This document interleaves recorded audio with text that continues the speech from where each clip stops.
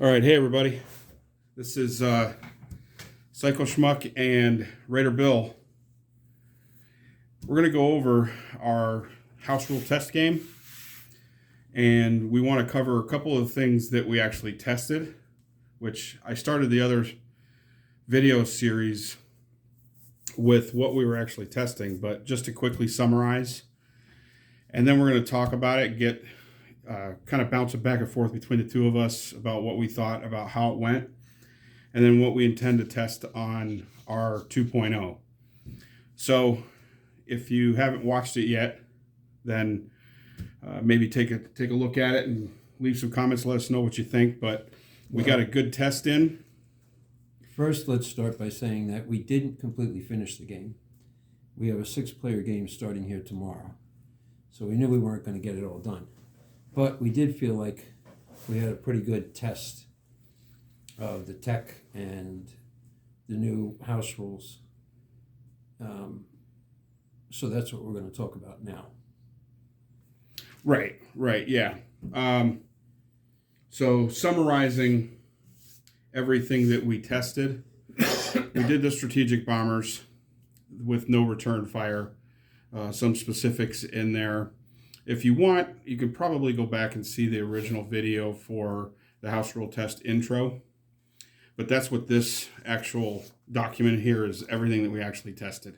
So I'm not going to kind of reiterate everything again in here, but we essentially tested a strategic bomber, change to the rule, how bombards work, how anti-aircraft works, and then a quickie on transports blocking combat movement. So what we intend to do is, with going over some of the technology, we wanted to try to test as much as we can. We got a lot of good ideas bouncing around between the two of us, and we want to be able to do these testings, but we kind of came to the conclusion that it's probably best to do some testing for the rules first before we go too deep into a bunch of different techs. Techs are a little bit different because it depends on the country that gets them. Yeah. So, you know, in our test game, I had Japan, I had the Axis, Raider Bill had the Allies, and the tech for just with Japan and my the super advanced destroyers, based on my initial strategy and what I was trying to do something a little bit different, probably wasn't the best maneuver to do. Didn't really get a good feel of how destroyers would work and if they were even going to be worth it to ever pick as a tech, or if they were going to be too overpowered. So there was a couple other techs that we did that we thought we got a good test on. The industrial infrastructure tech was interesting for United Kingdom. The improved tactical bombers, we think that it was an interesting test, but we got a good enough test that we think we need to tweak it.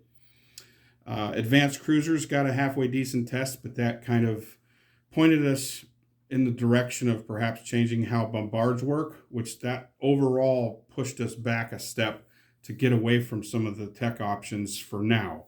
Let's get the normal house rules down first, and then we'll expand into the tech. But Bill, you had industrial infrastructure. What did you think about the industrial infrastructure for United Kingdom? It was good, especially having it down in Africa and the Middle East. I was able to put 4 units down and put a lot of pressure on Cairo. We could have finished that game. If we had finished that game, it would have been interesting to see what happened there if I would have gotten Cairo back.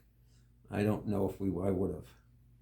I think the industrial infrastructure, I would really like to try it with the Russians. Okay.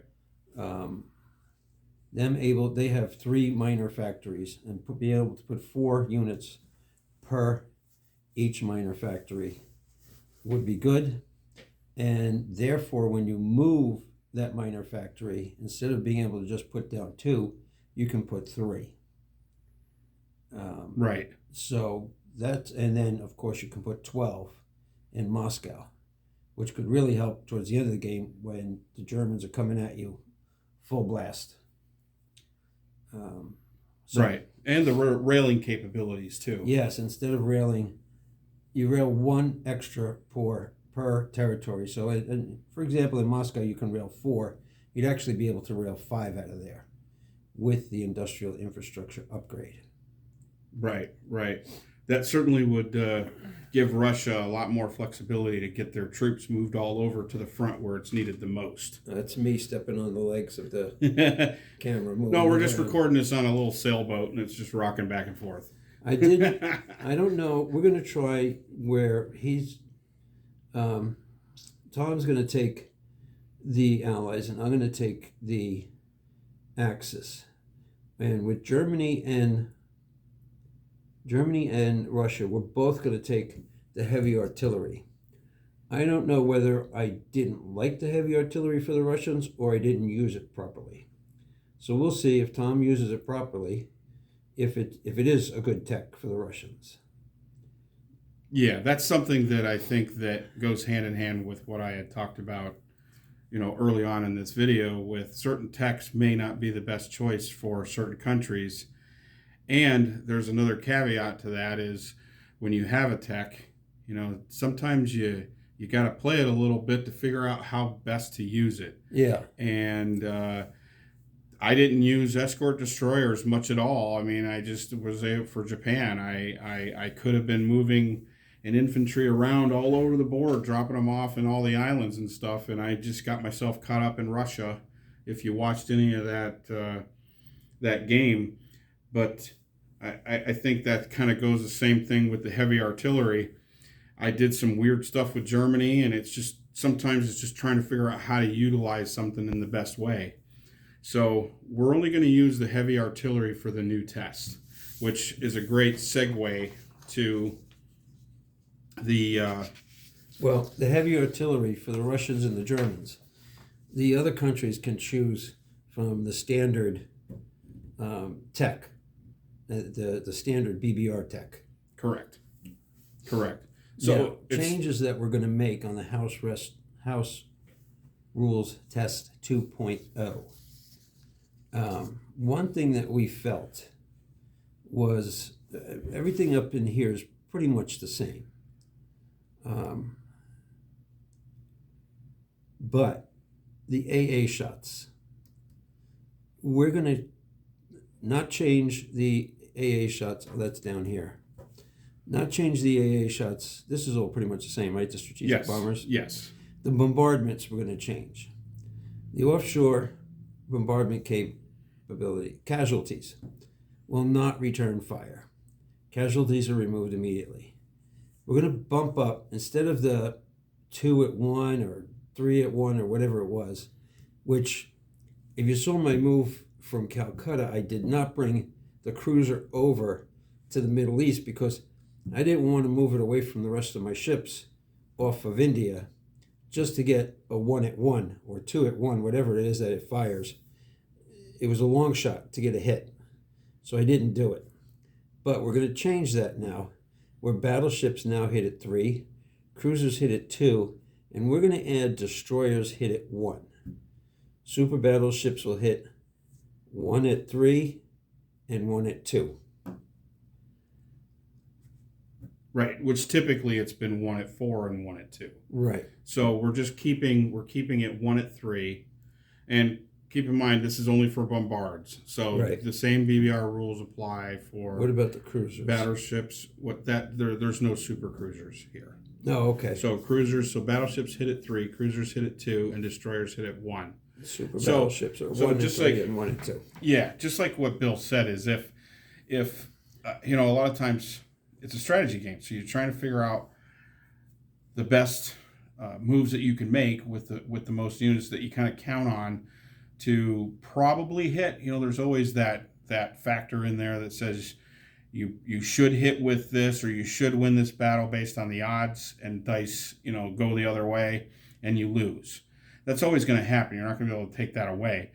But when you're trying to figure out a move and you have ships that are shooting at 2 at 1 or 3 at 1 for a super cruiser, the odds of hitting that is just so small that you can't even really count on it. It's almost like Bill said, not worth making that move. So we thought that if you're going to remove casualties without being able to return fire, they can't hit at their normal numbers because they were less accurate. So that's what we're going to try. In this particular test, we're just testing a lot of the rules, and then we're going to use the heavy artillery for Russia and Germany, like he said. The only other AA change is the AAs are the same, except for land combat. What we did was battleships, cruisers, and aircraft carriers get 2 AA shots each. And we're going to keep that the same. Right.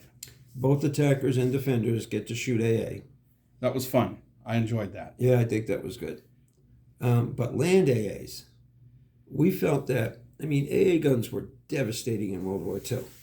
They shut down lots of planes. So we're going to try that land AAs roll twos instead of ones. Yes. You might actually buy a few AAs. One of the first things that we talked about when we called the game, because obviously we have this live game coming up, and in order to finish the game, we still had 2 more turns to do. So we would have never finished it. We probably wouldn't have finished it in time in order to get it all cleaned up and then reset again. But the reality of it is, one of the first things that Bill mentioned when I asked him the question, okay, so now that we're done, what are your first thoughts? He said, all the strategic bombers that started the game are still in the game. Yeah. And it kind of, a light bulb went on, for both of us. It's like, we might need to take a look at that, because so many of the scenarios, it didn't make sense for fighters to intercept those strategic bombers when they could be used on the land for every single round. We realized that the only time an interception should occur is if there was either A, no land combat, and there was a fighter in there, which if that was the case, I didn't attack, so that was the deterrent. Right. Or 2, if there was a fighter available and there was a parachute or an air transport being used, then it makes sense, because if that fighter can come in after round 1 and join the defense, it makes sense for that fighter to intercept, because you're probably going to take out the bomber, which is 12 IPCs. And if you take out the bomber, you're going to take out the infantry that are being air transported with it as well. So you're going to knock out technically 3 units with an interception. So there were a few times in the game where I chose not to do it because Bill would be able to do that interception. So we figured, okay, if those are the 2 things that deter you, then we have to be able to kind of ramp up the defenses against strategic bombers. And that's where we thought that if those AA guns can fire at 2 or less. They were bombing with impunity. They couldn't get hit. Yeah. That was hard. Yeah, it was because you have to choose where you're going to hit. Yeah.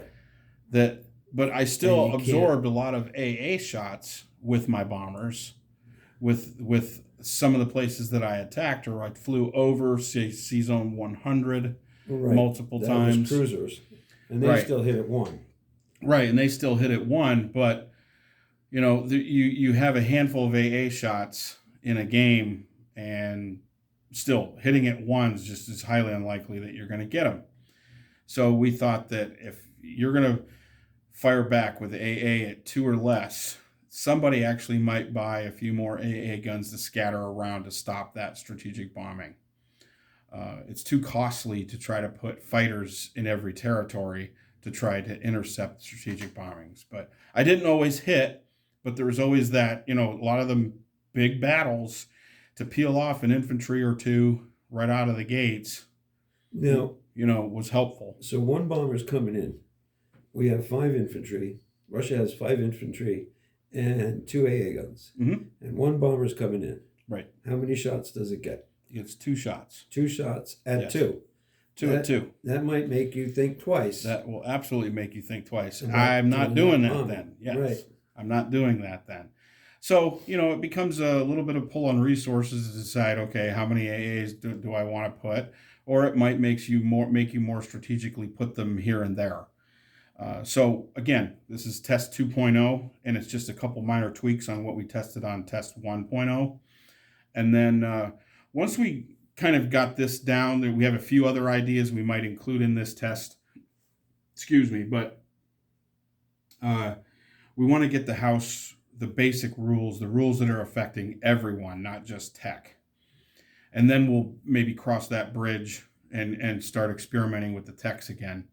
But in my opinion, I thought it was maybe a little too much to try to test all at once. But I mean, Yeah, because everybody had new techs, yeah, and that kind of doesn't allow whether any comparison between whether the old techs were better or the new techs were better. right. So So that's kind of where we're at. Obviously, this is a little bit of a longer video than we originally wanted to do. It's a little over 15 minutes, so we're gonna cut it right here. yeah. So again, if anybody Now- takes a look at this, feel free to jot in some comments or whatnot, feedback on what you guys thought. I'm going to be going to Florida from the 25th till the beginning of April. So we won't get to this any more testing till into April. Yeah.